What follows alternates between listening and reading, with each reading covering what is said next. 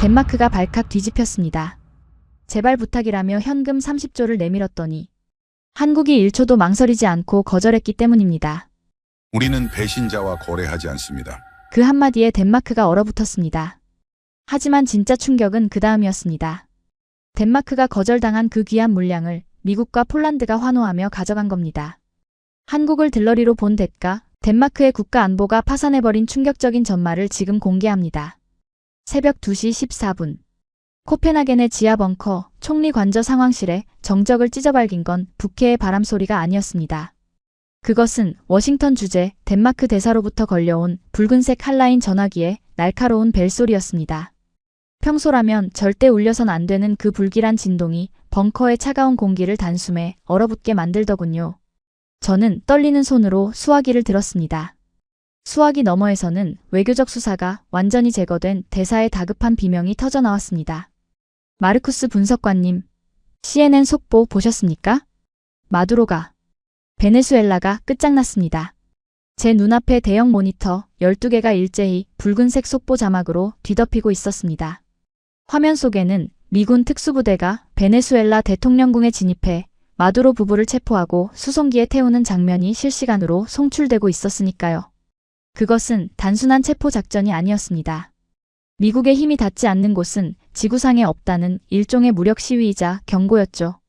하지만 진짜 공포는 그 직후에 터져나온 미 백악관의 공식 성명이었습니다.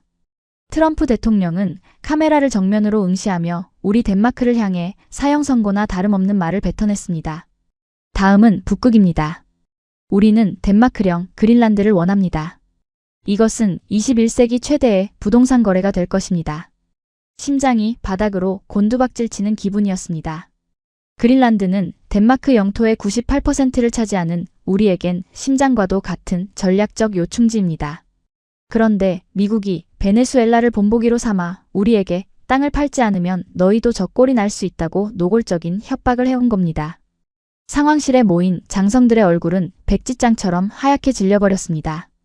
그동안 우리는 덴마크가 백인들의 나라이자 유럽의 선진국이라는 이유만으로 미국의 영원한 친구일 거라 착각하고 살았습니다. 나토라는 거대한 우산 아래서 안보 비용은 한 푼도 내지 않은 채 평화를 무임승차하고 있었으니까요. 국방장관님, 러시아 북방함대 움직임이 심상치 않습니다. 식별불명의 드론 12기가 영공에 접근 중입니다. 설상가상으로 혼란을 틈타 러시아마저 이빨을 드러냈습니다. 동쪽에서는 러시아의 드론이, 서쪽에서는 미국의 압박이 동시에 목을 조여오는 상황. 그제야 우리는 깨달았습니다. 지금 덴마크가 입고 있는 건 방탄조끼가 아니라 찢어지기 쉬운 실크 잠옷 한 장뿐이라는 사실을 말입니다. 저는 주머니 속에 있던 낡은 만년필을 꽉 쥐었습니다. 손바닥에 식은땀이 흥건하게 배어 나오더군요. 5년 전 그토록 오만하게 굴었던 그날의 기억이 마치 어제 일처럼 뇌리를 스치고 지나갔거든요. 시간을 5년 전으로 돌려보겠습니다. 그날 덴마크 국방부 조달청 회의실의 공기는 나른했습니다. 테이블 위에는 2개의 두꺼운 제안서가 놓여 있었습니다. 하나는 이스라엘 엘빗 시스템즈의 자주포 제안서였고 다른 하나는 한국 한화에어 로스페이스의 K9 자주포 제안서였습니다. 당시 저는 조달청의 핵심 실무자로서 그 자리에 앉아 한국 측 관계자들을 마주하고 있었습니다. 정중하게 허리를 숙이며 명함을 건네는 그들의 모습이 제 눈에는 그저 기술력도 없으면서 덤벼드는 촌스러운 아시아의 세일즈맨으로밖에 보이지 않았습니다. 마르쿠스님, 저희 K9 자주포는 핀란드와 노르웨이의 혹한기 테스트를 모두 통과했습니다. 성능과 가격, 유지보수 면에서 세계 최고라고 자부합니다. 한국 대표단장은 확신에 찬 목소리로 말했지만 저는 그 말을 귓등으로도 듣지 않았습니다. 제 머릿속엔 이미 이스라엘제 낙점이라는 결론이 내려져 있었으니까요. 우리는 그저 한국을 협상 테이블에 앉혀두고 이스라엘 업체를 압박해 가격을 깎으려는 들러리로 이용할 생각이었습니다. 저는 일부러 하품을 참는 척하며 볼펜 끝으로 한국 측 제안서를 툭툭 건드렸습니다. 마치 더러운 것을 만지는 듯한 태도였죠. 미스터 김, 솔직히 말해봅시다. 한국산 무기? 가성비는 좋겠죠. 하지만 우린 덴마크입니다. 유럽의 품격에 맞는 무기가 필요하다고요. 제 옆에 앉아있던 동료들도 낄낄거리며 비웃음을 감추지 않더군요. 그들은 한국이 내민 기술 데이터나 스펙 따위는 거들떠보지도 않았습니다. 그저 이스라엘제가 도입 속도가 빠르다는 나중에 새빨간 거짓으로 밝혀질 핑계를 대며 이미 결론을 정해두고 있었습니다. 심지어 우리는 한국 측에 거듭된 미팅 요청을 일부러 묵살했습니다. 그들을 로비에서 3시간을 기다리게 해놓고는 오늘 일정이 바빠서 못 만난다며 문전박대하기도 했으니까요. 그때 한국 관계자가 짓던 그 씁쓸하고도 복잡한 표정을 저는 패자의 굴욕이라 여기며 즐기기까지 했습니다. 아니, 삼성이 반도체나 잘 만들면 됐지 무슨 대포를 만든다고 그래? 그냥 견적서만 받고 돌려보내. 회의가 끝난 후 우리는 한국 대표단이 두고 간 제안서를 그대로 서류 파쇄기 옆에 던져두었습니다. 표지에 박힌 태극기가 구겨지는 것을 보면서도 아무런 죄책감을 느끼지 못했습니다. 우리에겐 검증된 서구권의 기술인 이스라엘 무기가 있었고 뒤에는 미국이라는 든든한 형님이 있다고 믿었으니까요. 그것이 상도위를 무너뜨린 파렴치한 행위이자 국가 안보를 담보로 한 거대한 도박이었음을 깨닫는 데는 그리 오랜 시간이 걸리지 않았습니다. 당시 덴마크 국방부 관계자들은 의회에 허위 정보를 보고하면서까지 이스라엘 시스템을 선정하기 위해 조직적으로 입찰 과정을 조작했습니다. 수천억 원 규모의 사업이 고작 2달 만에 졸속으로 결정된 명백한 방산 비리였죠. 다시 현재 새벽 2시 20분. 상황실의 붉은 경고등이 미친 듯이 전멸하며 저를 현실로 끌어당겼습니다. 장관님, 큰일 났습니다. 동부 전선 포병대와 연결이 안 됩니다. 다급한 통신장교의 외침에 국방장관이 벌떡 일어났습니다. 그의 얼굴은 공포로 일그러져 있었습니다. 연결이 안 된다니? 우리가 배치한 최신형 이스라엘 자주포는 당장 시동 걸고 러시아 드론을 조준하라고 해. 하지만 돌아온 대답은 5년 전 우리의 오만함이 청구한 첫 번째 파산 고지서였습니다.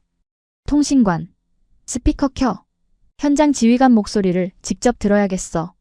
저는 이성을 잃고 고함을 질렀습니다. 지직거리는 잡음과 함께 벙커 스피커를 뚫고 나온 것은 북유럽의 살인적인 눈보라 소리와 현장 지휘관의 비명에 가까운 절규뿐이었습니다. 작동 불능. 반복한다. 작동 불능. 유압장치가 얼어붙었다. 포신이 움직이지 않는다. 그 보고는 마치 사형 선고처럼 상황실을 얼어붙게 만들더군요. 스크린에 뜬 현장 영상은 처참했습니다. 덴마크가 나토 표준이라 자랑하며 거액을 들여 도입했던 이스라엘제 최신형 자주포들이 영하 30도의 혹한을 견디지 못하고 하얀 눈밭 위에 고철처럼 널브러져 있었으니까요. 이게 말이 돼? 최신형이라며. 버튼 하나면 다 된다며. 국방장관이 책상을 내리치며 소리쳤지만 돌아온 대답은 기술 장교의 떨리는 목소리뿐이었습니다. 장관님, 해당 장비는 애초에 중동의 사막 지형에 특화된 모델입니다. 영하 20도 이하의 극저온 테스트 데이터가 전무합니다. 저는 그 순간 머리를 한 대 얻어맞은 듯한 충격에 휩싸였습니다. 5년 전 한국의 한화 에어로스페이스 관계자가 했던 경고가 환청처럼 귓가를 때렸기 때문입니다. 덴마크의 겨울은 가혹합니다. K9은 핀란드와 노르웨이의 설원에서 이미 검증을 마쳤습니다. 사막용 장비로는 절대 못 버팁니다. 그때 우리는 그 말을 물건 팔아먹으려는 상술이라 비웃으며 무시했었죠. 하지만 지금 그 오만의 대가가 러시아 드론이 머리 위를 날아다니는 절체절명의 순간에 방어 불능이라는 최악의 성적표로 돌아온 것입니다. 미국 대사관에서 긴급 전문이 도착했습니다. 그때 또 다른 비보가 날아들었습니다. 트럼프 행정부의 최후 통첩이었습니다. 전문 내용은 간결하고 잔인했습니다. 덴마크군이 그린란드를 방어할 능력이 없다고 판단될 시 미군은 즉각 독자적인 방어 태세에 돌입할 것임. 이는 영토 주권의 이양을 의미함. 이건 동맹의 언어가 아니었습니다. 능력 없으면 딱 내놓고 꺼지라는 점령군의 명령이었죠. 상황실은 공황 상태에 빠졌습니다. 누군가는 미국에 항의 전화를 걸어야 한다고 소리쳤고 누군가는 지금이라도 우크라이나에 보낸 무기를 다시 가져와야 한다며 헛소리를 해대더군요. 하지만 저는 알았습니다. 지금 당장 전화기를 붙들고 탁상 공론을 벌일 시간이 없다는 것을 말입니다. 저는 즉시 자리에서 박차고 일어나 정보분석실로 달려갔습니다. 그리고 미친 듯이 키보드를 두드려 전 세계 방산 기업들의 즉시 납품 가능 물량을 조회하기 시작했습니다. 독일, 생산 라인 증설에만 5년이 걸린다고 합니다. 프랑스? 자국군 물량 채우기도 벅차 수출은 꿈도 못 꿉니다. 미국? 로키드 마틴의 대기열은 이미 10년치가 밀려 있었습니다. 유일하게 남은 데이터, 유일하게 초록색 불이 들어와 있는 곳은 지구상에 단 한 곳뿐이었습니다. 대한민국. 저는 모니터에 뜬 데이터를 보고 침을 꿀꺽 삼켰습니다. 폴란드가 계약 체결 180일 만에 K9 자주포와 K2 전차를 인도받아 실전 배치를 끝냈다는 믿기 힘든 기록이 눈앞에 있었거든요. 서구권 국가들이 서류 도장 찍는 데만 1년을 보낼 때 한국은 이미 강철 괴물들을 배에 실어 보내고 있었던 겁니다. 마르쿠스, 뭘 보고 있는 건가? 뒤따라 들어온 장관이 제 모니터를 낚아채듯 들여다봤습니다. 그의 눈동자가 한국의 국기, 태극기 앞에서 멈칫하더군요. 자존심 강한 그에게도 선택지는 없었습니다. 장관님, 방법은 하나뿐입니다. 지금 당장 코펜하겐 공항으로 가야 합니다. 제가 단호하게 말했습니다. 이스라엘에 전화 걸어봤자 부품 하나 못 받습니다. 그들은 지금 전쟁 중입니다. 우리를 살려줄 수 있는 나라는 우리가 그토록 무시했던 한국뿐입니다. 장관의 입술이 파르르 떨렸습니다. 하지만 그들이 우리를 만나줄까? 지난번에 우리가 그들을 어떻게 대우했는지 자네도 알잖나? 문전박대 당할 거야. 그래서 준비해야 합니다. 거절할 수 없는 제안을요. 저는 재무성 한 라인을 연결해 긴급자금 승인을 요청했습니다. 현금 30조 원. 아니, 필요하다면 그 이상이라도 승인해 주십시오. 한국이 달라는 대로 다 줘야 합니다. 미친 짓이라고요? 아니요, 이건 생존을 위한 마지막 발악이었습니다. 안보가 무너져 영토를 뺏기는 것보다는 자존심을 버리고 돈으로라도 막는 게 쌌으니까요. 새벽 4시. 우리는 폭설을 뚫고 공항으로 질주했습니다. 관용차 뒷좌석에서 저는 5년 전 한국이 제출했던 제안서의 사본을 다시 꺼내 들었습니다. 그때는 쓰레기 취급했던 그 서류가 지금은 덴마크를 구할 유일한 동아줄처럼 보였습니다. 활주로에는 이미 엔진을 예열 중인 정부 전용기가 거친 숨을 몰아쉬고 있었습니다. 장관은 30조 원의 구매 의향서가 든 007 가방을 생명줄처럼 꽉 쥐고 있더군요. 그의 손등 핏줄이 터질 듯 팽창해 있었습니다. 마르쿠스, 이번 협상. 실패하면 우린 끝이야. 그린란드는 미국 깃발 아래 들어갈 거고 본토는 러시아의 놀이터가 되겠지. 저는 대답 대신 차가운 코펜하겐의 밤 공기를 깊게 들이마셨습니다.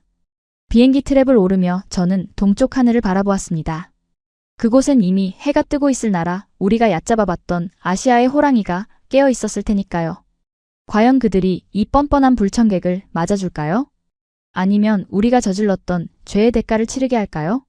전용기의 육중한 문이 닫히는 소리가 마치 단두대의 칼날이 떨어지는 소리처럼 섬뜩하게 들려왔습니다. 오후 3시 45분 대한민국 경남 사천공항.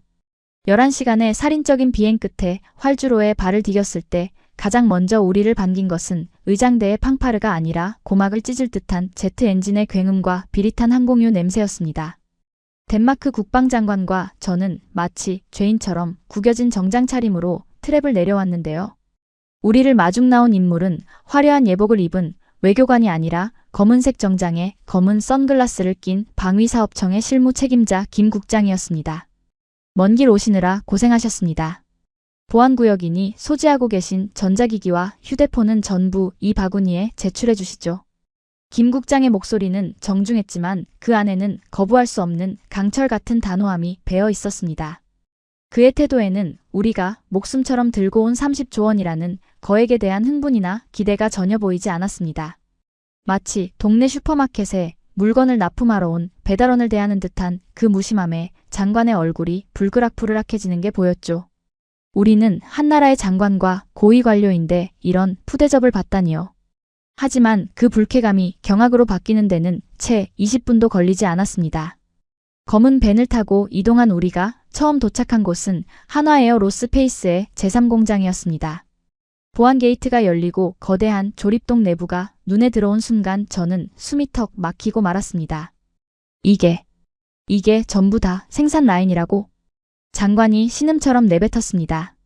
그곳은 단순한 공장이 아니라 하나의 거대한 기계 도시였습니다. 축구장 50개는 좋게 들어갈 법한 끝이 보이지 않는 광활한 공간에 수백 대의 로봇팔들이 쉴 새 없이 불꽃을 튀기며 춤을 추고 있었으니까요.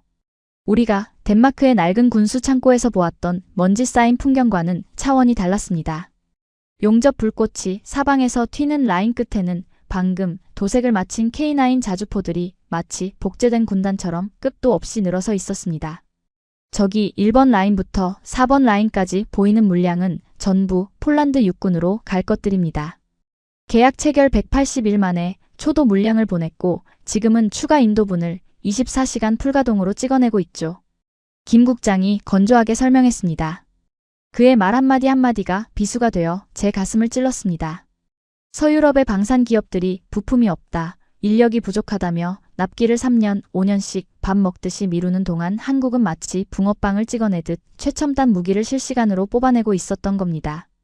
라인 한쪽에는 이미 폴란드로 떠날 준비를 마친 K2 전차 160여 대와 K9 자주포 200여 문이 항구로 이동하기 위해 거대한 강철의 강을 이루고 있었습니다. 그 압도적인 물량 공세 앞에서 저는 현기증을 느꼈습니다. 우리가 이스라엘제 자주포 몇 문 들여오면서 유럽의 안보를 지켰다고 자화자찬하던 시절 한국은 이미 전 세계 자유진영의 무기고가 되어 있었던 겁니다. 덴마크가 주문하신다면? 글쎄요. 현재 대기열을 고려하면 최소 7년 뒤에나 슬롯이 비겠군요. 김 국장이 무심하게 덧붙인 그 말에 장관의 다리가 휘청거렸습니다. 7년이라니. 당장 내일 러시아 드론이 날아올지 모르는 판국에 7년을 기다리라는 건 그냥 죽으라는 소리나 마찬가지였기 때문입니다. 자, 다음은 카이로 이동하시죠. 보여드릴 게 있습니다. 우리의 혼을 쏙 빼놓은 김 국장은 쉴 틈도 주지 않고 우리를 경납고로 이끌었습니다. 그곳에는 덴마크가 그토록 갖고 싶어 했던, 아니 우리가 5년 전에는 콧대 높게 거절했던 한국형 초음속 전투기 KF-21 보라매가 날카로운 위용을 뽐내고 있었습니다. 하지만 제 눈을 의심하게 만든 건 기체 옆 대형 상황판에 적힌 붉은색 숫자였습니다. 누적 비행 횟수 1600회, 사고 횟수 0건. 잠깐 이 데이터. 솔직히 말해서 조작된 거 아닙니까? 제가 참지 못하고 따져 물었습니다. 이건 물리적으로, 아니 통계적으로 불가능한 수치였으니까요. 미국의 F-22 랩터도 시제기 시절 추락했고 F-35도 엔진 화재로 수차례 비행이 중단됐습니다. 스웨덴의 그리펜은 에어쇼 도중에 떨어졌고요. 그런데 전투기를 처음 만들어보는 나라가 1600번을 날면서 사고가 한 번도 없었다는 게 말이 됩니까? 저의 흥분한 목소리가 경납고에 울려 퍼졌습니다. 솔직히 믿을 수 없었습니다. 전투기 개발 역사상 시제기 추락은 일종의 통과 의례나 다름없었으니까요. 우리가 이스라엘제를 선택했던 이유 중 하나도 한국 같은 신참이 만든 비행기는 분명 떨어질 것이라는 막연한 불신과 편견 때문이었습니다. 분명 비행 횟수를 부풀렸거나 경미한 사고는 은폐했겠죠. 김 국장은 제 항의에 대답하는 대신 조용히 턱짓으로 경납고 안쪽의 통제구역을 가리키더군요. 직접 보시죠. 우리가 왜 사고가 없는지. 당신들의 그 얇은 상식으로 이해가 안 된다면 눈으로 확인시켜드리는 수밖에요. 육중한 이중 철문이 열리고 드러난 것은 마치 거대한 공룡의 뼈대처럼 생긴 기괴하고 웅장한 설비였습니다. 실제 전투기와 똑같은 크기의 철제 프레임에 온갖 유압장치와 수천 개의 케이블이 혈관처럼 복잡하게 얽혀있는 모습. 바로 전 세계 1급 기밀시설인 아이언버드였습니다. 이 녀석은 땅 위에 있는 또 하나의 KF-21입니다. 파일럿이 하늘을 날기 전에 이 장비가 지상에서 수만 번의 가상 비행을 먼저 수행하죠. 김 국장의 설명과 함께 아이언버드가 굉음을 내며 움직이기 시작했습니다. 조종석에 앉은 엔지니어가 스틱을 당기자 뼈대만 남은 날개가 실제 비행하듯 격렬하게 요동치더군요. 그것은 단순한 시뮬레이션이 아니었습니다. 실제 비행기의 모든 부품, 유압 액추에이터, 전기 배선, 제어 컴퓨터를 그대로 박아넣고 지상에서 극한의 한계까지 몰아붙이는 고문실이나 다름없었습니다. 끼기기, 쾅, 쾅. 뼈대가 비명을 지르며 뒤틀렸습니다. 저러다 부서지는 게 아닐까 싶을 정도로 가혹한 테스트였습니다. 우리는 운이 좋아서 사고가 없는 게 아닙니다. 김 국장이 아이언버드를 바라보며 나지막이 말했습니다. 이 아이언버드로 지상에서 3만 번 넘게 추락해봤기 때문에 하늘에서는 추락하지 않는 겁니다. 부품 하나가 0.1초라도 늦게 반응하면 우리는 그 원인을 찾을 때까지 일주일이고 한 달이고 집에 가지 않습니다. 그 말을 듣는 순간 등골이 서늘해졌습니다. 우리는 그동안 한국을 빠른 추격자 정도로만 생각했습니다. 남의 기술을 적당히 베껴서 싸게 파는 나라라고 폄하했죠. 하지만 눈앞에 저 괴물 같은 장비와 데이터는 말해주고 있었습니다. 한국은 이미 기술을 넘어 집착에 가까운 완벽주의로 무장한 초인류 국가였다는 사실을 말입니다. 저들이 흘린 피와 땀은 우리가 와인을 마시며 결제 서류나 넘기던 시간보다 훨씬 더 진하고 무거운 것이었습니다. 장관은 007 가방 손잡이를 쥔 손을 부들부들 떨고 있었습니다. 돈으로 매수하고 적당히 정치적으로 타협하면 될 줄 알았던 협상 상대가 도저히 범접할 수 없는 거인으로 보이기 시작한 겁니다. 기세등등했던 장관의 입에서 기어들어가는 목소리가 새어나왔습니다. 김 국장, 우리 30조 원 가져왔네. 현금으로 즉시 지급할 수 있어. 아니, 필요하다면 웃돈을 더 얹어주겠네. 장관이 비굴하게 웃으며 말을 이었습니다. 저 폴란드 물량 중 딱 10%만, 아니 5%만이라도 우리에게 먼저 돌려줄 수 없겠나? 폴란드에는 우리가 잘 말해서 양해를 구할 테니. 국가의 자존심 따위는 내팽개친 처절한 구걸이었습니다. 그만큼 눈앞에 펼쳐진 한국의 무기체계는 압도적이었습니다. 이것만 가져가면 덴마크는 산다. 이것만 있으면 러시아도 두렵지 않다는 확신이 들었기 때문이죠. 하지만 그 애처로운 제안에 김 국장은 천천히 고개를 돌려 우리를 바라보았습니다. 그의 표정은 여전히 잔인할 정도로 차분했습니다. 선글라스 너머의 눈빛이 우리를 꿰뚫어보는 것 같았습니다. 장관님, 돈 문제는 나중에 하시죠. 지금 당신이 보셔야 할 건 계약서가 아닙니다. 김 국장은 주머니에서 태블릿 PC 하나를 꺼내 들었습니다. 5년 전 당신들이 우리에게 했던 말 기억하십니까? 검증된 무기가 필요하다고 하셨죠? 그래서 준비했습니다. 그게 무슨 소린가? 지금부터 딱 10분입니다. 당신들이 선택한 그 유럽의 자존심과 당신들이 걷어찬 한국의 고철이 실제 전장에서 어떤 차이를 보여주는지 라이브로 확인시켜드리겠습니다. 김 국장의 손가락이 태블릿 화면을 터치하는 순간 대형 스크린이 번쩍이며 켜졌습니다.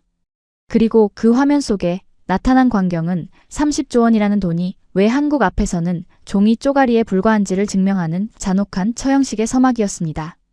서류라니요? 계약서입니까? 장관이 떨리는 손으로 김 국장이 건넨 태블릿 PC를 받아들었습니다. 하지만 화면에 뜬 것은 그가 기대했던 30조 원짜리 청구서가 아니었습니다. 그것은 지금 이 순간 지구 반대편 덴마크와 한국에서 동시에 진행되고 있는 실시간 성능 비교 테스트의 라이브 영상이더군요.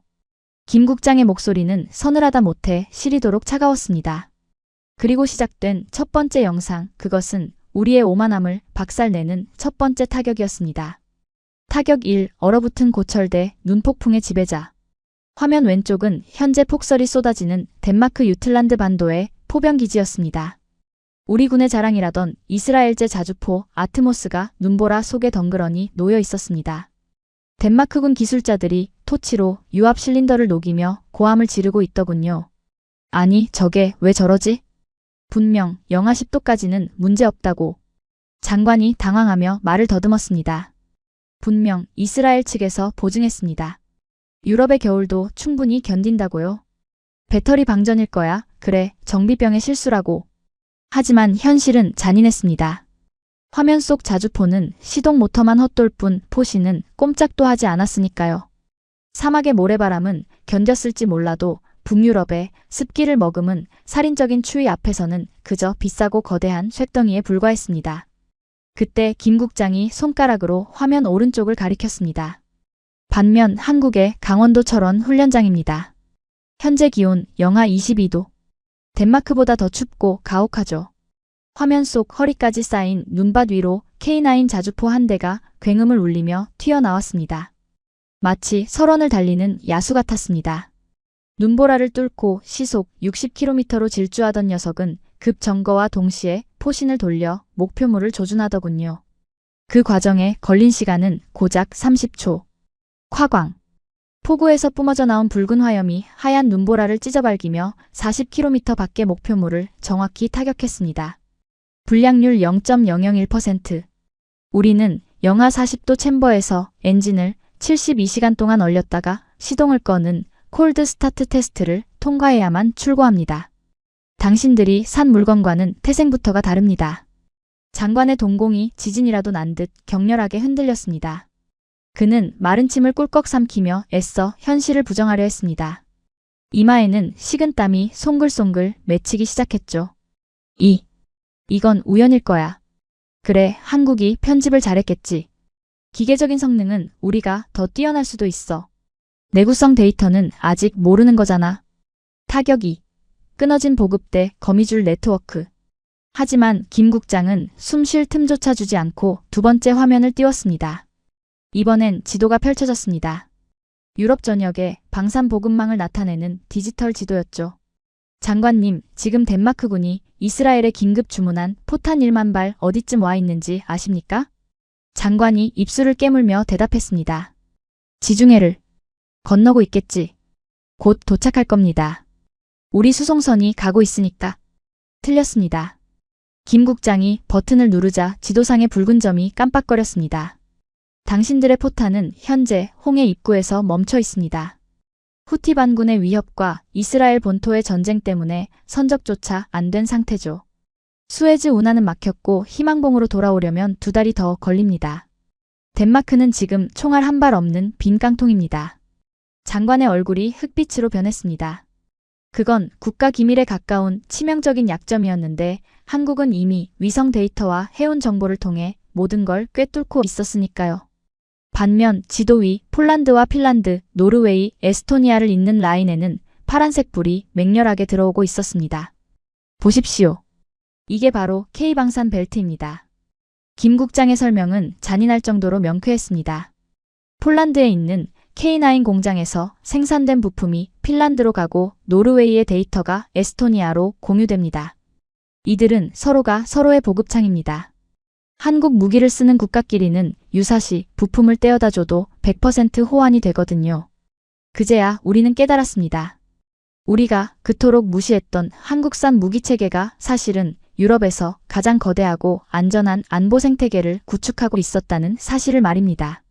지도 위에서 유일하게 불이 꺼진 채 고립된 나라 검은색으로 표시된 그 작은 반도가 바로 우리 덴마크였습니다. 우리가 왕따가 된 건가? 고작 자주포 기종 하나 잘못 골랐다고? 장관이 비틀거리며 책상을 짚었습니다. 다리가 풀린 듯 주저앉으려는 그를 제가 황급히 부축해야 했습니다. 그의 손은 얼음장처럼 차가웠고 호흡은 거칠어져 있었습니다. 하지만 아직 마지막 그리고 가장 치명적인 한 방이 남아 있었습니다. 타격 3 종이 비행기 대 하늘의 지배자. 자, 마지막입니다. 장관님이 아까 검증 안 된 기체라고 비웃으셨던 KF-21의 실제 기동 데이터를 보여드리죠. 경납고의 대형 스크린이 다시 한번 번쩍였습니다. 장관은 애써 눈을 피하려 했지만 굉음과 함께 솟구치는 기체의 움직임에 홀린 듯 시선을 뺏기고 말더군요. 화면 속 KF-21은 일반적인 전투기의 상식을 파괴하고 있었습니다. 수직으로 치솟던 기체가 갑자기 속도를 0에 가깝게 줄이더니 기술을 90도 가까이 쳐들며 허공에 멈춰 섰습니다. 일명 코브라 기동. 러시아의 수호이 같은 고기동 기체나 가능하다던 금화의 영역을 한국의 전투기가 보란듯이 해내고 있었던 겁니다. 이럴 리가 없어. 저건 물리적으로 불가능해. 엔진이 꺼져야 정상이라고. 장관이 비명을 질렀습니다. 미국 기술 없이는 불가능하다고 했잖아. 로키드 마틴이 기술 이전을 거부했는데 어떻게 레이더를 통합하고 저런 기동을 하는 거야? 저건 CG야. 그래, 컴퓨터 그래픽이라고. 그의 절규에 김 국장은 차갑게 웃었습니다. 미국이 안 주면 못할 줄 알았습니까? 그래서 우리가 직접 만들었습니다. A사 레이더, 통합 소프트웨어, 비행 제어 시스템까지. 90% 이상 독자 기술로 국산화에 성공했죠. 우리는 남이 안 주면 만들어서 쓰는 민족입니다. 이어지는 화면은 더 충격적이었습니다. KF-21 날개 밑에서 차세대 공대공 미사일 미티어가 분리되는 순간 기체는 미동도 없이 자세를 유지했습니다. 유럽산 유로파이터조차 통합에 애를 먹었던 그 까다로운 미사일을 한국은 단 한 번의 오류도 없이 완벽하게 제어하고 있었습니다. 무엇보다 소름 끼치는 건 화면 하단에 흐르는 자막이었습니다. 트르키예 칸 개발 지연 KF-21 양산 돌입 D-Day. 우리가 대안으로 고려했던 튀르키예의 전투기는 아직 제대로 날지도 못하는데 한국의 전투기는 이미 하늘을 지배하고 있었습니다. 장관은 더 이상 버티지 못했습니다. 철컥, 촤르르. 장관의 손에서 007 가방이 미끄러져 바닥에 떨어졌습니다. 잠금 장치가 풀리며 가방 안에 꽉 들어차 있던 30조 원 규모의 수표 다발과 지불 보증서들이 사방으로 흩날렸습니다. 하지만 김 국장은 발밑에 굴러다니는 그거에게 종이 뭉치에 눈길조차 주지 않더군요. 장관님 보셨습니까? 이게 바로 당신들이 가성비 운운하며 무시했던 기술의 실체입니다. 김 국장이 한 걸음 다가오자 장관은 공포에 질린 듯 뒷걸음질 쳤습니다. 그의 이마에는 식은땀이 비오듯 흘러내리고 있었고 눈동자는 초점을 잃고 허공을 헤매고 있었습니다. 제발, 제발 팔아주게. 장관이 울먹이며 김 국장의 옷깃을 덥석 잡았습니다. 체면도 위신도 모두 바닥에 내던진 처절한 몸부림이었습니다. 돈은 더 주겠네. 30조가 부족하면 40조, 50조라도 만들어서 오겠네. 제발 저 무기들을 우리에게 주게. 그린란드가 넘어가면 우린 다 죽어. 제발. 천하의 덴마크 국방장관이 아시아의 관료 앞에서 무릎이라도 꿇을 기세로 오열하며 매달리는 꼴이라니. 하지만 김 국장은 옷깃을 잡은 장관의 손을 아주 정중하지만 단호하게 떼어냈습니다. 마치 때를 쓰는 어린아이를 훈육하는 어른의 손길 같았습니다. 돈으로 해결될 문제였다면 여기까지 오시게 하지도 않았을 겁니다. 그의 눈빛이 번뜩였습니다. 장관님, 5년 전을 기억하십니까? 당신들이 우리 제안서를 쓰레기통에 처박으면서 했던 말 말입니다. 김 국장은 품 안에서 낡고 구겨진 서류 한 장을 꺼냈습니다. 누렇게 바랜 그 종이를 보는 순간 저와 장관은 심장이 멈추는 듯한 공포를 느꼈습니다. 그것은 단순한 서류가 아니었습니다. 우리의 목을 조를 피할 수 없는 업보였습니다. 이게 뭔가? 장관의 목소리가 쇳소리처럼 갈라져 나왔습니다. 그가 받아든 종이는 5년의 세월을 정통으로 맞은 듯 누렇게 변색되어 있었지만 그 안에 적힌 글자들만큼은 마치 어제 인쇄한 듯 선명하고 섬뜩했기 때문입니다. 김 국장은 대답 대신 턱으로 서류를 가리키며 짧게 말하더군요. 직접 읽어보십시오. 당신들이 우리 뒤에서 무슨 짓을 꾸몄는지 그 추악한 민낯이 거기다 적혀 있으니까요. 저는 떨리는 손으로 장관의 어깨 너머 서류를 들여다보았습니다. 메뉴에 찍힌 대외비 덴마크 국방부 조달청 내부 문건이라는 붉은 도장을 보는 순간 심장이 발밑으로 떨어지는 것 같았습니다. 그것은 5년 전 제가 직접 작성해서 조달청장에게 보고했던 바로 그 비밀 보고서였습니다. 절대 외부로 유출되어서는 안 되는 우리 안보 비리의 스모킹 건이 왜 한국방사청 국장의 품 안에 있는 걸까요? 마르쿠스 분석관 일개. 김 국장이 제 이름을 불렀습니다. 거기 3페이지 최종 사업자 선정 근거 항목. 당신이 직접 쓴 그 문장들 소리내어 읽으세요. 거부할 수 없었습니다. 그의 눈빛은 명령보다 더 강한 압박으로 저를 짓누르고 있었거든요. 저는 침을 꿀꺽 삼키고 파르르 떨리는 입술을 떼어 5년 전의 죄악을 낭독하기 시작했습니다. 항목 3. 기술평가 결과. 제 목소리가 경납고의 차가운 공기 속으로 흩어졌습니다. 대한민국 한화에어로스페이스 K9 자주포 종합평점 98점. 혹한기 기동성 탁월 화력 제어 우수 가성비 최상. 잠시 숨을 고르고 저는 다음 줄을 읽어내려갔습니다.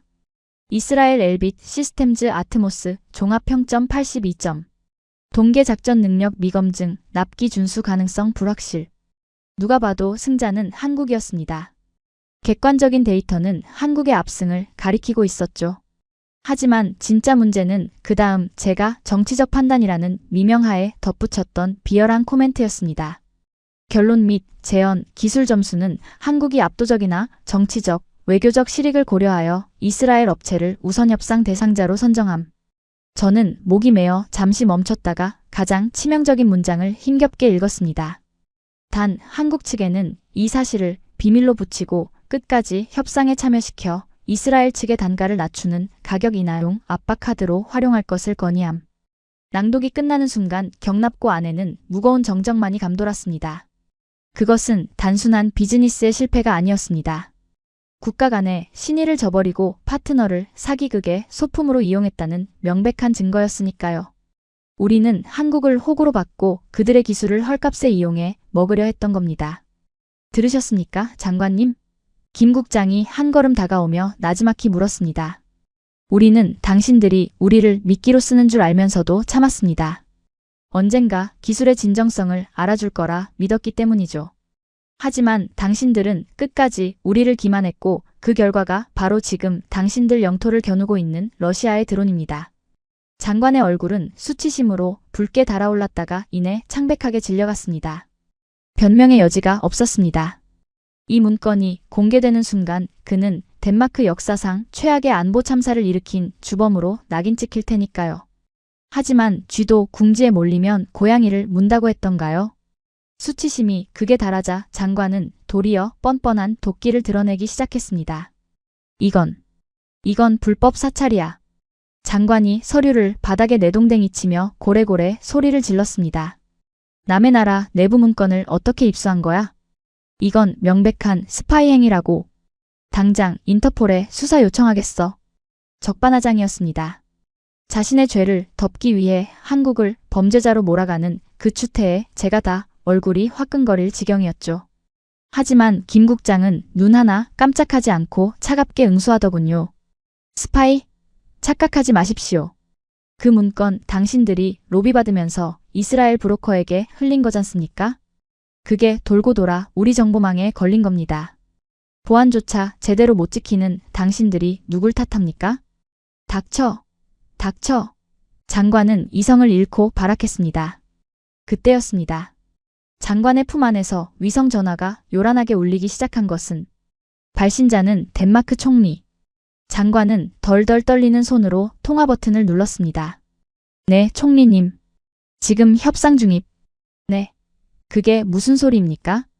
수화기 너머로 들려오는 총리의 고함 소리가 제 귀에까지 들릴 정도로 컸습니다.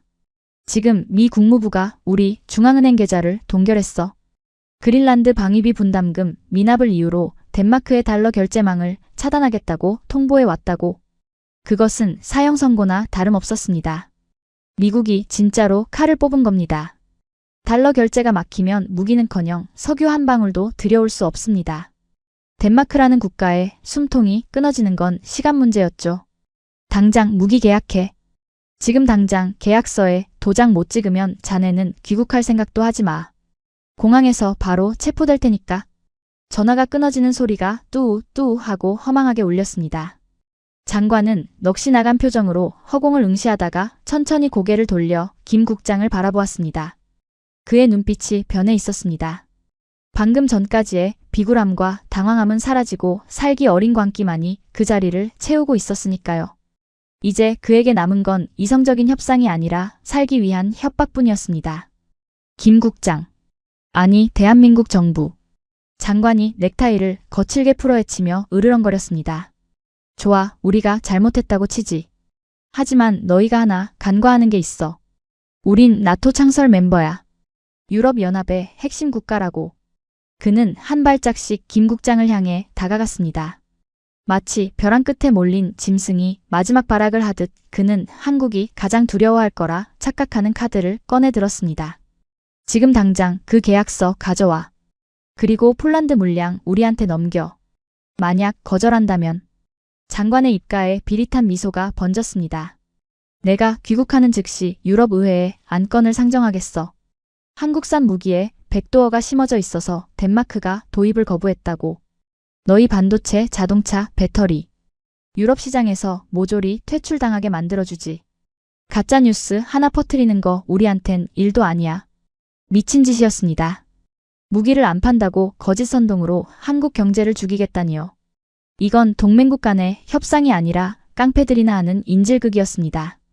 저는 장관의 소매를 잡고 말리려 했지만 그는 제 손을 거칠게 뿌리쳤습니다. 어때?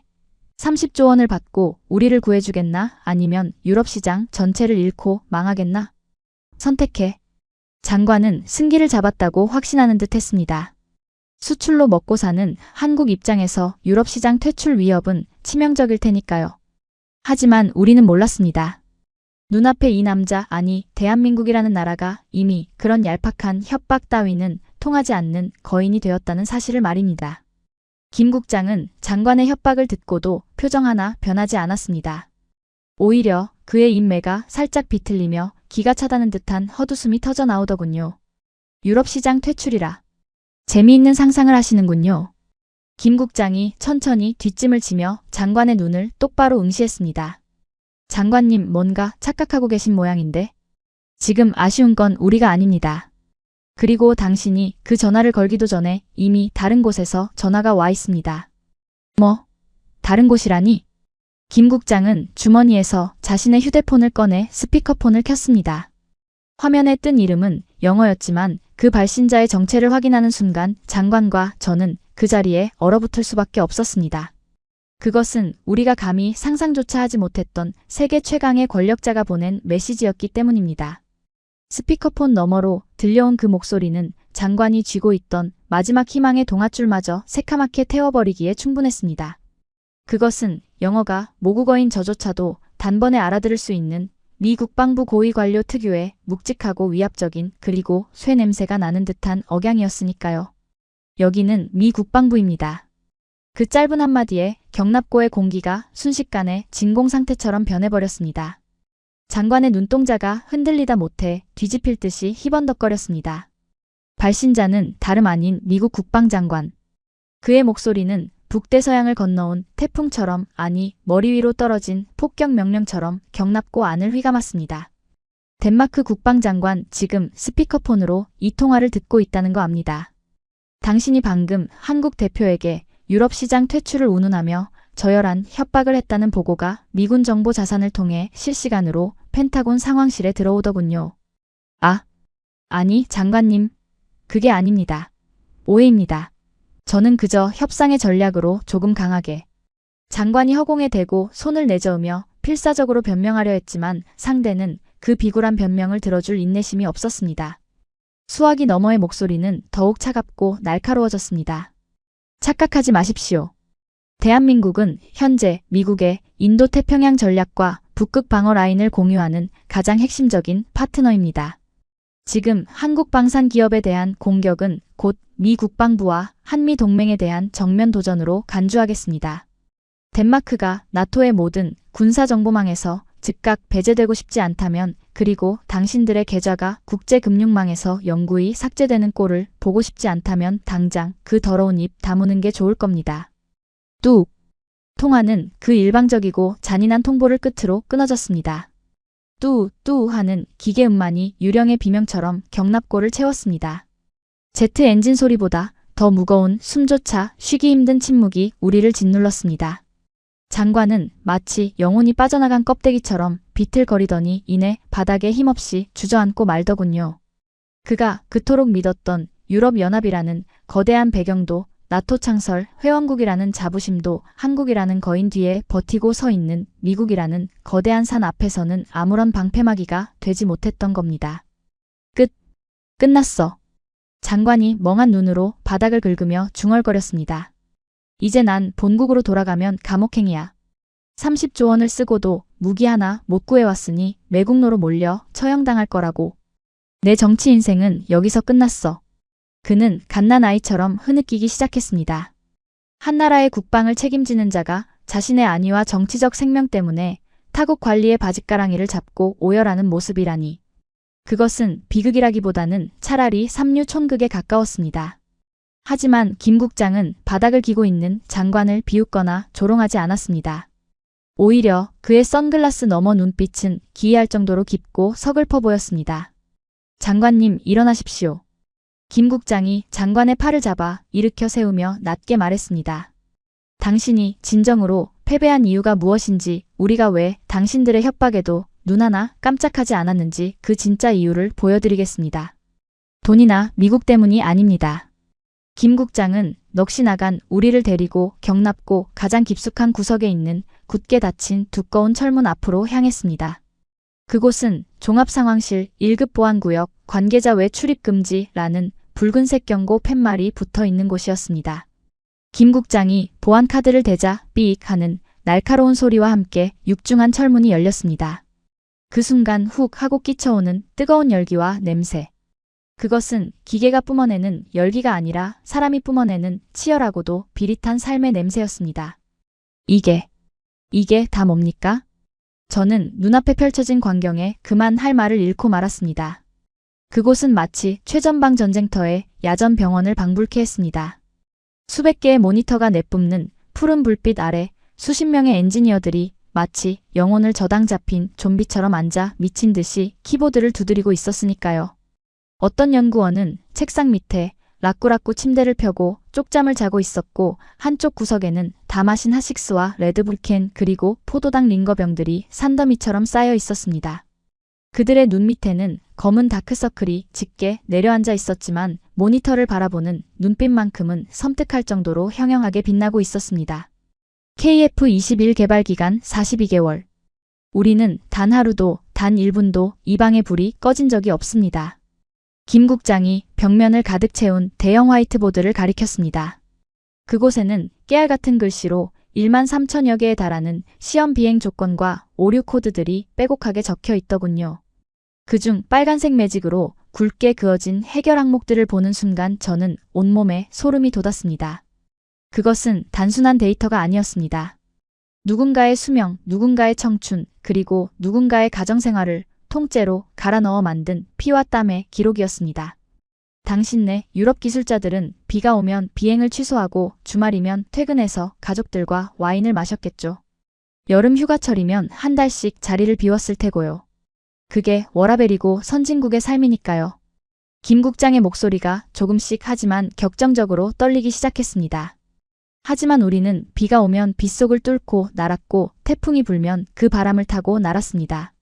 명절에도 크리스마스에도 우리는 이 방에서 도시락을 까먹으며 버그를 잡았습니다. 그는 창밖 북쪽 하늘을 손가락으로 가리켰습니다. 왜 그랬을 것 같습니까? 돈을 많이 줘서? 아니면 당신들처럼 세계 시장을 제패해서 폼을 잡으려고? 그의 질문은 우리의 폐부를 찔렀습니다. 아닙니다. 여기서 불과 40km 밖에는 언제든 버튼 하나로 우리 머리 위에 핵미사일을 떨어뜨릴 수 있는 미치광이 집단이 우리를 겨누고 있기 때문입니다. 우리는 물건을 팔기 위해 만든 게 아닙니다. 살기 위해서, 우리 아이들을 지키기 위해서, 죽지 않기 위해서 만들었습니다. 순간 저는 머리를 거대한 망치로 얻어맞은 듯한 충격을 느꼈습니다. 우리는 국방을 철저히 비즈니스로 접근했습니다. 어디 제품이 더 싼지, 리베이트는 얼마나 주는지, 유지비는 얼마인지 계산기를 두드리며 쇼핑하듯 무기를 골랐죠. 하지만 한국인들에게 국방은 쇼핑이 아니라 생존 그 자체였던 겁니다. 죽지 않기 위해, 멸망하지 않기 위해 뼈를 깎고 살을 태우며 만든 그 도끼. 그 처절한 생존 본능이 바로 시제기 6대를 동시에 띄우고 1600번의 비행 동안 단 한 번의 사고도 내지 않은 기적의 원동력이었던 것입니다. 저는 고개를 돌려 엔지니어들의 눈을 하나하나 바라보았습니다. 며칠을 못 씻어 떡진 머리에 꾀죄죄한 몰골이었지만 모니터를 응시하는 그들의 눈빛만큼은 맹수처럼 시퍼렇게 살아있더군요. 심지어 덴마크 국방장관이 들어왔음에도 그들은 눈길 한 번 주지 않고 오로지 데이터 분석에만 몰두하고 있었습니다. 그 무서운 집중력과 광기 어린 열정을 마주하는 순간 저는 본능적인 공포를 느꼈습니다. 저런 눈을 가진 사람들, 저런 도끼를 품은 민족과 싸워서 이길 수 있는 나라는 세상에 없다는 것을 직감했기 때문입니다. 미국이 왜 콧대 높은 유럽의 동맹국들을 제치고 한국을 선택했는지, 왜 덴마크를 버리면서까지 한국의 손을 들어줬는지 이제야 명확히 알 것 같았습니다. 우리는 그저 평화에 찌든 안보 소비자였지만 이들은 매일매일 전쟁을 준비하는 안보 생산자 아니 생존의 전사들이었으니까요. 우리는 애초에 상대가 되지 않았군요. 제가 탄식처럼 내뱉었습니다. 입안이 바짝 말라 혀가 천장에 달라붙을 지경이었습니다. 30조 원? 아니 100조 원을 가져왔어도 소용없었을 겁니다. 우리가 가져온 건 종이 쪼가리에 불과했지만 저들이 가진 건 조국을 수호하겠다는 그 무엇과도 바꿀 수 없는 꺾이지 않는 신념이었으니까요. 돈으로 사람을 고용할 순 있어도 저런 눈빛을 가진 사람들의 영혼까지 살 수는 없는 노릇이었습니다. 장관도 그 압도적인 사람의 힘 앞에 완전히 무너져 내렸습니다. 그는 더 이상 협박도 애원도 변명도 하지 못했습니다. 그저 그 처절한 현장 한복판에 서서 자신이 얼마나 한가하고 오만한 돼지였는지를 뼈저리게 자각하고 있을 뿐이었습니다. 다리가 풀린 그는 벽을 짚고 간신히 서 있었지만 이미 그의 영혼은 산산조각 난 상태였죠. 김 국장. 장관이 갈라진 쉰 목소리로 입을 열었습니다. 그의 눈에서는 이제 탐욕이나 오만이 아닌 깊은 절망과 뒤늦은 후회의 눈물이 주르륵 흐르고 있었습니다. 우리가 틀렸네. 당신들은 우리의 들러리가 아니었어. 우리가 바로 당신들의 위대함을 돋보이게 만든 역사상 가장 어리석은 조연이었네. 내가 무슨 짓을 저지른 건지 이제야 알겠어. 그의 참회는 진심이었을 겁니다. 하지만 너무 늦었습니다. 김 국장의 표정은 여전히 단호했고 차가웠습니다. 그는 이 감정적인 순간에도 냉정함을 잃지 않고 덴마크 대표단을 향한 마지막 확인 사살을 준비하고 있었습니다. 그가 품 안에서 또 다른 하얀 봉투 하나를 천천히 꺼내 들었거든요. 그것은 덴마크 대표단에게 내려질 최종적인 판결문이나 다름없었습니다. 늦었습니다, 장관님. 깨달음은 늘 파국 뒤에 찾아오죠. 이 봉투 안에 든 것이 우리 정부가 당신들에게 전하는 마지막 답신입니다. 김 국장은 그 봉투를 마치 장례식에 부조금 봉투를 건네듯 장관의 떨리는 손에 쥐어주었습니다. 봉투 겉면에는 아무런 글씨도 쓰여 있지 않았지만 그 얇은 종이의 무게는 납덩이처럼 무거웠습니다. 우리는 직감할 수 있었습니다. 그 안에 든 것이 우리의 구원 요청에 대한 거절이자 덴마크라는 국가의 운명을 결정지을 피할 수 없는 사망 진단서라는 사실을 말입니다. 장관의 손끝에서 하얀 봉투가 뜯겨나가는 소리가 마치 제목을 옥죄는 교수형 밧줄의 매듭 소리처럼 서걱거렸습니다. 그 짧은 찰나의 순간 저는 봉투 안에서 나올 내용을 수십 가지 시나리오로 예측해 보았습니다. 계약 불가 통보서일까? 아니면 천문학적인 위약금 청구서일까? 하지만 그 얇은 봉투에서 나온 것은 제가 상상했던 그 어떤 외교적 문서도 아니었습니다. 그것은 한 장의 낡은 복사본이었습니다. 이게 뭔가? 장관이 덜덜 떨리는 손으로 종이를 펼쳐 들었습니다. 그 종이를 보는 순간 저는 뒤통수를 해머로 가격당한 듯한 현기증을 느끼며 비틀거렸습니다. 그것은 5년 전 제가 덴마크 조달청 사무실에서 콧노래를 부르며 작성했던 바로 그 이스라엘제 선정 결과 보고서였으니까요. 하지만 달라진 것이 딱 하나 있었습니다.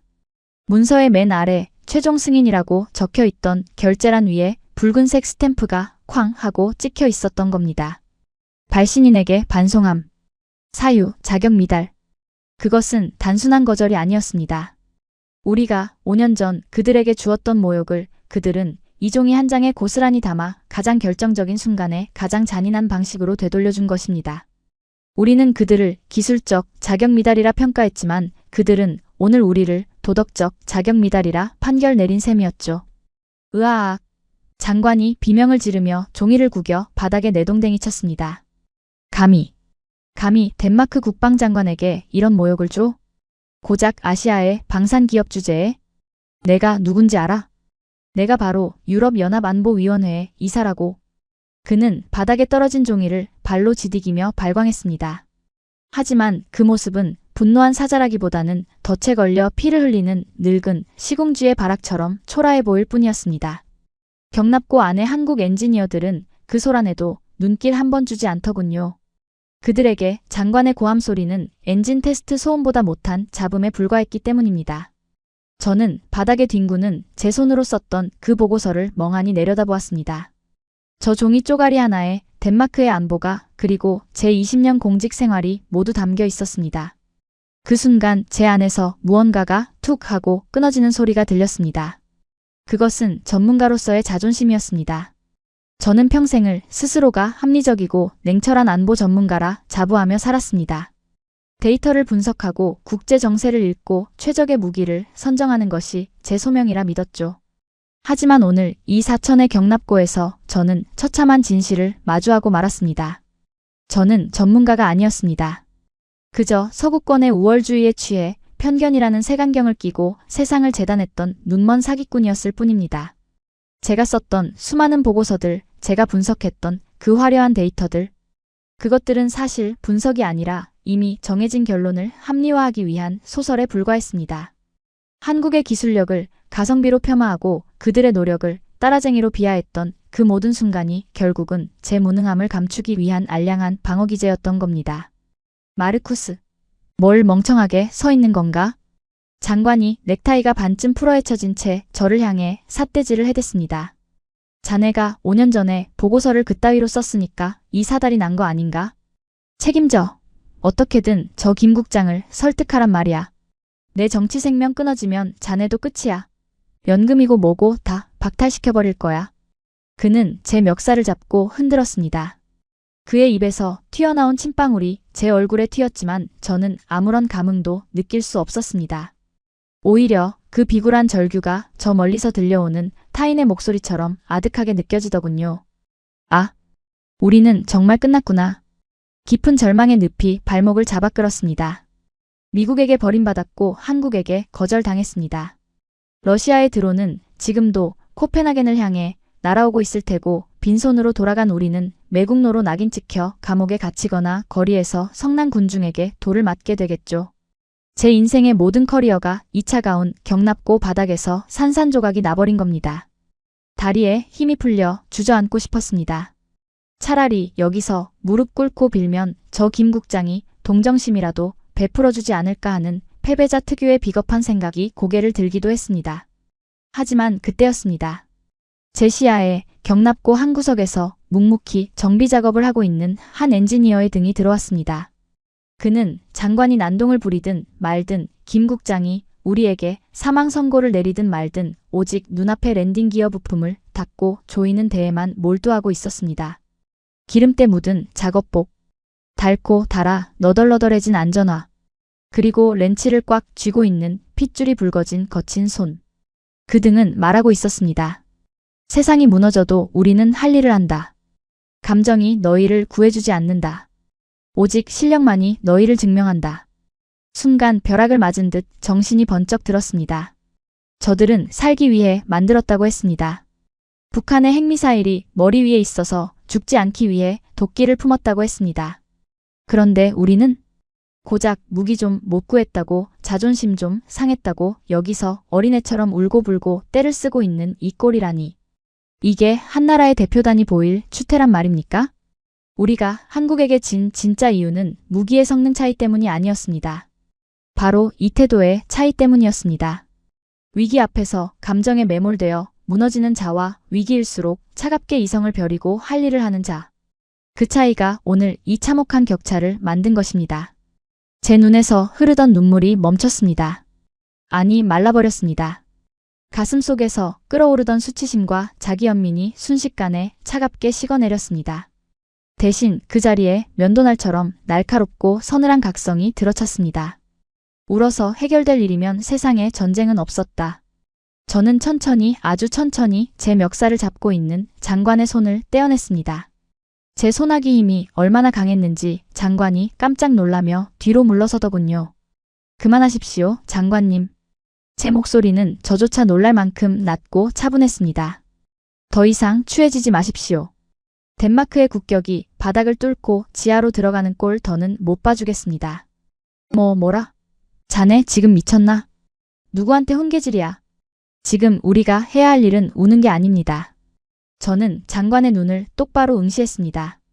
그의 흔들리는 동공 속에 비친 제 모습은 더 이상 비굴한 분석관 마르쿠스가 아니었습니다. 생존을 위해 모든 것을 건 벼랑 끝에 승부사였습니다. 김 국장이 말했죠. 돈으로 해결될 문제가 아니라고. 그리고 미국 국방장관이 말했죠. 인도태평양 전략과 북극 방어가 핵심이라고.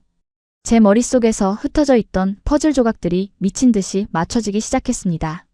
한국이 덴마크를 거절한 표면적인 이유는 과거의 엿보였지만 실질적인 이유는 미국의 압박이었습니다. 미국은 덴마크가 그린란드를 제대로 방어하지 못한다고 판단해 우리를 버리고 직접 통제하려 하는 겁니다. 그렇다면 우리가 살 길은 단 하나. 우리가 그린란드를 방어할 능력이 있다는 것을 증명하거나 아니면 그린란드의 가치를 이용해 판을 뒤집는 것 뿐입니다. 장관님, 007 가방 챙기십시오. 제가 차갑게 명령했습니다. 그리고 눈물 닦으세요. 지금부터 우리는 구걸하러 가는 게 아닙니다. 거래를 하러 가는 겁니다. 거래라니? 김 국장은 이미 떠났잖아. 우리에게 기회 따윈 없어. 아니요, 있습니다. 저는 바닥에 떨어진 반송된 보고서를 주워 주머니에 구겨 넣었습니다. 이 치욕을 잊지 않기 위해서, 그리고 이 치욕을 갚아주기 위해서. 한국이 가장 원하는 것, 그리고 미국조차 함부로 할 수 없는 카드가 우리 손에 딱 하나 남아 있습니다. 저는 고개를 돌려 멀어져가는 김 국장의 뒷모습을 바라보았습니다.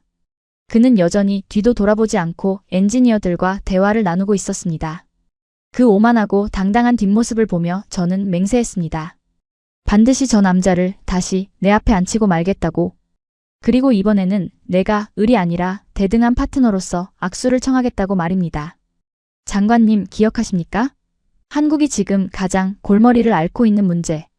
제가 넥타이를 고쳐매며 물었습니다. 그게 뭔가? 수출길입니다. 제 입가에 비릿한 미소가 번졌습니다. 한국은 무기를 잘 만들지만 유럽 본토 깊숙이 들어가는 데는 한계가 있습니다. 물류 비용, 나토 표준 규격, 그리고 기존 유럽 방산 카르텔의 견제 때문이죠.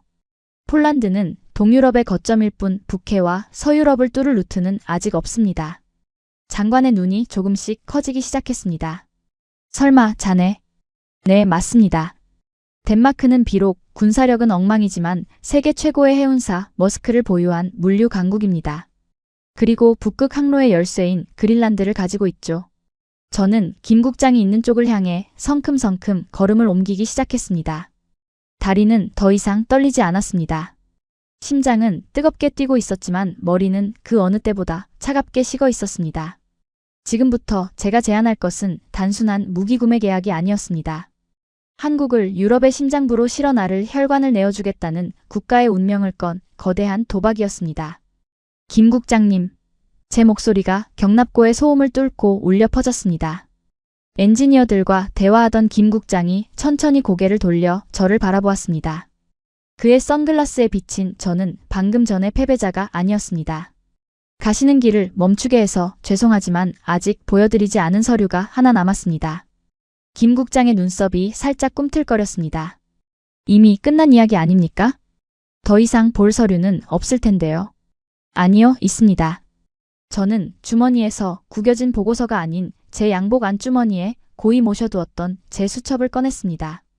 그리고 그 위에 만년필로 거침없이 무언가를 적어 내려갔습니다. 그것은 30조 원이라는 숫자보다 훨씬 더 강력하고 훨씬 더 위험한 단어였습니다. 저는 그 메모를 찢어 김 국장의 눈앞에 들이밀었습니다. 종이에 적힌 단어를 본 순간 김 국장의 무표정한 얼굴에 처음으로 놀라움이라는 균열이 일어났습니다. 이게 무슨 뜻입니까? 말 그대로입니다. 제가 또박또박 대답했습니다. 한국의 무기가 유럽을 넘어 북극까지 지배하게 해드리겠습니다. 대신 우리를 살려주십시오.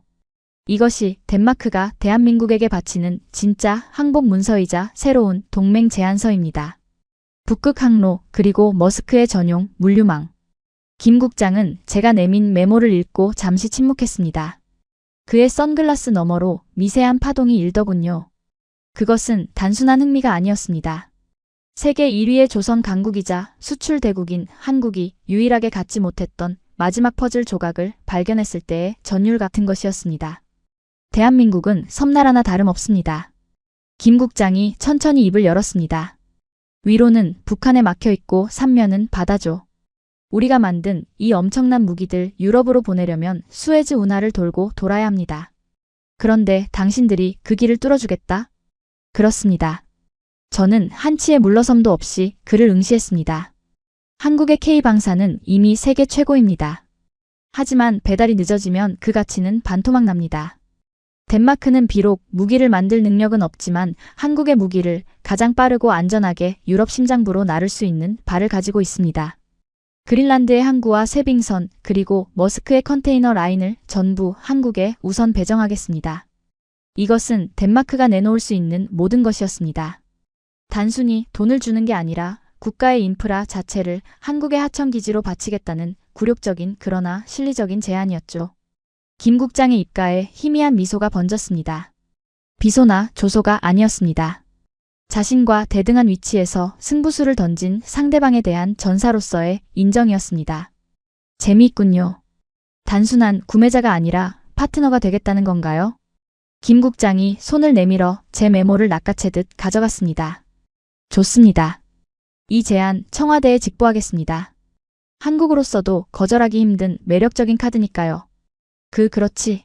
내 말이 그 말이야. 그 순간 분위기를 깨는 경박한 목소리가 끼어들었습니다. 구석에서 쭈그리고 앉아 눈치를 보던 국방장관이었습니다. 그는 상황이 반전되는 낌새를 채자마자 언제 울었냐는 듯 벌떡 일어나 옷매무새를 다듬으며 다가왔습니다. 그 뻔뻔한 얼굴에는 다시 특유의 거만함과 탐욕이 덕지덕지 붙어있더군요. 역시 마르쿠스 자네야. 내가 이럴 줄 알고 자네를 데려온 거 아닌가? 장관은 김 국장 앞으로 나서며 제 앞을 가로막았습니다. 김 국장 들었지? 우리 덴마크가 이 정도야. 물류 다 대주지. 그러니까 당장 계약서 가져와. 내가 서명해 줄 테니. 그리고 아까 말한 30조 원에서 물류망 제공 대가로 좀 깎아주는 건가? 동맹끼리 10% 정도는 내고 해줘야지. 역겨웠습니다. 방금 전까지 살려달라고 바짓가랑이를 붙잡고 울던 인간이 위기가 넘어가자마자 다시 주인 행세를 하며 흥정을 하려 들다니요. 이자는 구제불능이었습니다. 국가의 안위보다 자신의 입속과 체면이 먼저인 덴마크가 썩어문드러진 근본적인 원인 그 자체였으니까요. 하지만 저는 나서지 않았습니다. 김 국장의 표정이 마치 썩은 생선을 보는 듯 싸늘하게 식어가는 것을 보았기 때문입니다. 장관님. 김 국장이 낮게 불렀습니다. 착각이 좀 심하시군요. 저는 마르쿠스 분석관의 제안을 긍정적으로 검토하겠다고 했지 당신과 계약하겠다고 한 적은 없습니다. 그게 무슨 소리야? 내가 국방장관이야. 최종 결재권자라고. 글쎄요. 과연 그럴까요? 김 국장은 손가락을 튕겼습니다. 그러자 뒤에 서 있던 보좌관이 대형 스크린의 채널을 돌렸습니다. 화면에 뜬 것은 덴마크 국영방송의 뉴스 속보였습니다. 속보, 국방부 5년 전 방산 비리 문건 폭로. 내부 고발자에 의해 드러난 이스라엘 커넥션. 국방장관 성능 조작 지시 정황 포착. 이게 뭐야? 장관의 눈이 튀어나올 듯 커졌습니다. 화면에는 5년 전 제가 작성했던 그 조작된 보고서의 원본이 자료 화면으로 나가고 있었습니다. 그리고 앵커는 흥분한 목소리로 현재 코펜하겐 의사당 앞에서 장관의 체포를 요구하는 대규모 시위가 벌어지고 있다고 전했습니다. 제가 말했잖습니까? 당신들이 흘린 정보가 돌고 돌아 우리에게 왔다고. 김 국장이 차갑게 쏘아붙였습니다. 우리는 5년 전부터 이 자료를 가지고 있었습니다. 다만 터뜨릴 타이밍을 보고 있었을 뿐이죠. 그리고 바로 지금이 그 타이밍이라고 판단했습니다. 내 놈들이 감히 남의 나라 내정에 개입해? 장관이 거품을 물고 소리쳤습니다. 이건 모략이야. 가짜 뉴스라고. 마르쿠스. 자네가 증언해. 저거 다 조작된 거라고. 그는 다급하게 제 팔을 잡았습니다. 그의 손톱이 제 살을 파고들었지만 저는 그 손을 아주 천천히 그리고 강력하게 뿌리쳤습니다. 그리고 주머니 속에 넣어두었던 아까 김 국장이 주었던 반송된 보고서를 꺼내 그의 가슴팍에 꽂아주었습니다. 아니요, 장관님. 제가 덴마크어로 아주 또박또박 말했습니다. 저 뉴스는 사실입니다. 그리고 그 내부 고발자. 아마도 제가 될 것 같군요. 뭐라고? 5년 전 당신의 강압에 의해 그 보고서를 조작했던 실무자로서 저는 오늘부로 덴마크 검찰에 자수할 생각입니다. 물론 당신의 자필 서명이 담긴 조작 지시 메모도 함께 제출할 겁니다. 장관의 얼굴에서 핏기가 완전히 사라졌습니다. 그는 숨을 헐떡이며 뒷걸음질 쳤습니다. 너 미쳤어? 그럼 너도 감옥 가. 내 연금, 내 경력 다 끝장이라고. 상관없습니다. 저는 홀가분하게 웃었습니다. 국가를 팔아먹은 매국노의 하수인으로 남느니 차라리 감옥에서 떳떳하게 죗값을 치르는 게 낫습니다. 적어도 제 아이들에게 부끄러운 아버지는 되지 않을 테니까요. 그 순간 장관의 다리가 풀렸습니다. 그는 마치 끈 떨어진 인형처럼 바닥에 털썩 주저앉았습니다. 그의 입에서는 하는 짐승 같은 신음소리만 새어나왔습니다. 사회적 지위, 정치적 생명, 그리고 그가 그토록 지키려 했던 알량한 자존심까지. 모든 것이 한국의 경납고 바닥에서 산산이 부서져 내린 것입니다. 끌어내세요. 김 국장의 짧은 명령이 떨어졌습니다. 대기하고 있던 한국 측 보안요원들이 다가와 넋이 나간 장관의 양팔을 잡고 질질 끌고 나갔습니다. 이거 놔. 내가 장관이야. 덴마크 장관이라고. 마르쿠스. 김 국장. 제발 한 번만 봐줘. 30조 다 줄게. 네, 내가 잘못했어. 경납고 문이 닫히는 순간까지 그의 추한 비명소리가 메아리쳤습니다. 그 소리는 마치 몰락해가는 유럽 제국주의의 마지막 단말마처럼 들렸습니다. 장관이 사라진 자리에는 정적만이 남았습니다.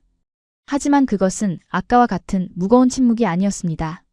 오래된 고름을 짜낸 뒤에 찾아오는 쓰라리지만 개운한 정화의 침묵이었습니다. 김 국장이 저에게 다가왔습니다. 그는 품 안에서 몽블랑 만년필을 꺼내 저에게 건넸습니다. 마르쿠스 분석관. 아니, 이제 덴마크 측 협상 대표라고 불러야겠군요. 그는 옆에 있던 탁자 위로 미리 준비된 듯한 대한민국 덴마크 전략적 방산 및 물류 협력 합의서를 펼쳤습니다. 서명하십시오. 이 계약이 성사되면 당신은 감옥이 아니라 영웅이 되어 귀국하게 될 겁니다. 덴마크를 구하고 한국과 손잡은 인물로 말이죠. 저는 떨리는 손으로 만년필을 받아들었습니다. 종이 위에는 한국어와 덴마크어로 계약 조항들이 빼곡히 적혀 있었습니다. 제1조, 덴마크는 그린란드 및 북극 항로의 독점적 사용권을 대한민국에 제공한다. 제2조, 대한민국은 KF-21 및 K9 자주포를 최우선적으로 덴마크에 공급하며 안보를 보장한다. 그것은 단순한 무기거래가 아니었습니다. 과거에 오만했던 유럽이 아시아의 새로운 패권국 앞에 고개를 숙이고 새로운 질서에 편입되겠다고 서약하는 역사적인 항복 문서이자 동시에 생존 계약서였습니다. 저는 주저없이 서명란에 제 이름을 적어 내려갔습니다. 마르쿠스 N. 덴마크 정부 대표. 펜 끝에서 잉크가 번져나가는 순간 경납고 안의 모든 엔지니어들이 일제히 일어서 박수를 치기 시작했습니다. 그것은 환호성이 아니었습니다. 밤을 새워 일하고 피땀 흘려 만든 자신들의 결과물이 마침내 세계를 굴복시켰음을 자축하는 묵직하고 숭고한 박수 소리였습니다. 축하합니다, 마르쿠스 대표. 김 국장이 악수를 청했습니다. 그의 손은 거칠고 딱딱했습니다. 그것은 펜때나 굴리던 관료의 손이 아니었습니다. 현장에서 엔지니어들과 함께 구르고 싸워온 진짜 전사의 손이었습니다. 저는 그 손을 맞잡으며 고개를 깊이 숙였습니다. 감사합니다. 우리를 버리지 않아줘서 정말 감사합니다. 제 눈에서 뜨거운 눈물이 흘러내렸습니다. 그것은 패배의 눈물이 아니었습니다. 거인의 어깨 위에 올라타 비로소 진짜 세상을 보게 된 자의 감격이었습니다. 그로부터 6개월 후, 저는 코펜하겐 항구의 부두에 서 있습니다. 차가운 북해의 바람이 불어오지만 더 이상 춥게 느껴지지 않습니다. 저 멀리 수평선 너머에서 태극기를 휘날리며 들어오는 거대한 수송선단이 보이기 때문입니다. 대한민국 독도함. 선두의 선, 거대한 상륙함의 갑판 위에는 덴마크의 하늘을 지킬 KF-21 보라매들이 매서운 눈매로 도열해 있습니다. 그리고 그 뒤를 따라 들어오는 머스크의 컨테이너선에는 메이드 인 코리아가 찍힌 K9 자주포와 K2 전차들이 가득 실려 있습니다. 부두에는 수만 명의 덴마크 시민들이 나와 태극기와 덴마크 국기를 흔들며 환호하고 있습니다. 5년 전 우리는 그들을 문전박대했습니다.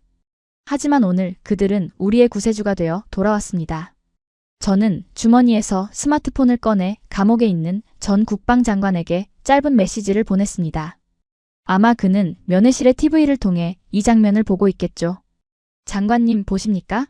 이것이 우리가 그토록 무시했던 가성비의 정체입니다. 이제 덴마크는 안전합니다.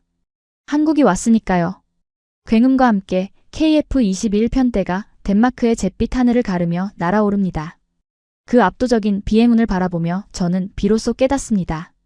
세계의 중심이 이동했다는 것을. 오만했던 서구의 시대는 저물고 치열한 생존 본능으로 무장한 대한민국의 시대가 활짝 열렸다는 것을 말입니다. 코펜하겐 항구에서 느꼈던 그날의 벅찬 감동을 뒤로하고 저는 지금 대한민국 서울 광화문의 한 카페 창가에 앉아 이 긴 회고록의 마침표를 찍고 있습니다. 창밖으로 보이는 서울의 야경은 제가 유럽에서 보았던 그 어떤 도시의 밤보다 화려하고 역동적으로 숨쉬고 있는데요. 자정이 넘은 시각임에도 불구하고 빌딩 숲의 불빛은 별처럼 쏟아지고 있고 거리에는 내일의 꿈을 향해 달리는 젊은이들의 활기가 가득 차 있습니다. 5년 전 제가 오만한 색안경을 끼고 바라보았던 이 작은 반도 국가는 이제 제 눈에 전혀 다른 세상으로 보입니다. 유럽의 귀족들이 과거의 영광에 취해 게으른 낮잠을 자고 있을 때 이곳의 사람들은 잠들지 않는 열정으로 미래를 조각하고 있었기에 오늘의 이 압도적인 격차가 만들어진 것이겠죠. 저는 방금 갓 나온 따뜻한 아메리카노를 한 모금 마시며 거리를 지나가는 수많은 한국인의 얼굴을 물끄러미 바라보았습니다. 평범해 보이는 저 직장인, 도서관으로 향하는 저 학생, 그리고 배달 오토바이를 모는 저 청년. 어쩌면 저들 모두가 각자의 자리에서 치열하게 싸우고 있는 작은 영웅들일지도 모른다는 생각이 들었습니다. 누군가는 그들을 보며 경쟁이 치열한 지옥이라 혀를 찰지 모르겠지만 제가 겪어본 바로는 그 치열함이야말로 이 나라를 지탱하고 나아가 세계를 구원하는 거대한 엔진이었습니다. 우리는 그것을 한강의 기적이라 부르며 운이 좋았다고 말해왔습니다. 하지만 이제 저는 압니다. 그것은 하늘에서 떨어진 기적이 아니라 식민 지배와 전쟁의 폐허 위에서도 결코 굴복하지 않았던 인간의 위대한 의지가 쌓아 올린 피와 땀의 결정체였다는 사실을 말입니다. 그들은 살기 위해 기술을 닦았고 지키기 위해 강해졌으며 이제는 그 힘으로 세계의 질서를 새로 쓰고 있습니다. 제 책상 위에는 이제 막 잉크가 마른 주한 덴마크 대사 부임 인사말 원고가 놓여 있습니다. 네, 그렇습니다. 저는 그날의 공로를 인정받아 한국과 유럽을 잇는 가교로서 다시 한번 이곳을 찾았습니다. 이제 저는 더 이상 한국을 평가하거나 분석하려 들지 않을 것입니다.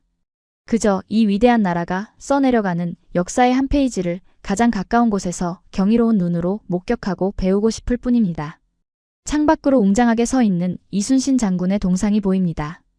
그가 들고 있는 칼이 오늘따라 더욱 서늘하고 든든하게 느껴지는 것은 아마도 이 땅을 지키는 후예들이 보여준 그 서슬퍼런 기백을 제가 직접 목격했기 때문이겠지요. 유럽은 지고 있습니다. 하지만 저는 두렵지 않습니다. 가장 어두운 밤에도 꺼지지 않는 등불 대한민국이라는 든든한 친구가 우리 곁에 있으니까요. 이곳 서울의 밤은 제 고향 코펜하겐의 낮보다 훨씬 더 밝고 뜨겁고 안전합니다. 오늘 이야기 어떠셨습니까? 덴마크의 오만한 엘리트가 한국의 압도적인 기술과 정신력 앞에 무릎 꿇고 결국 우리의 가장 든든한 우방으로 다시 태어나는 과정. 이것은 단순한 소설이 아닙니다. 지금 이 순간에도 전 세계 곳곳에서 일어나고 있는 자랑스러운 대한민국의 현재 진행형 실화입니다. 우리가 흘린 땀방울은 배신하지 않았습니다. 우리가 견뎌낸 그 모진 시간들이 이제는 세계가 우리를 우러러보게 만드는 가장 강력한 힘이 되었습니다. 자부심을 가지십시오. 당신이 살고 있는 바로 이곳이 세계의 중심입니다. 가슴 뜨거운 이야기가 계속되길 원하신다면 구독과 좋아요 부탁드립니다. 저는 더 통쾌하고 벅찬 소식으로 다시 찾아오겠습니다.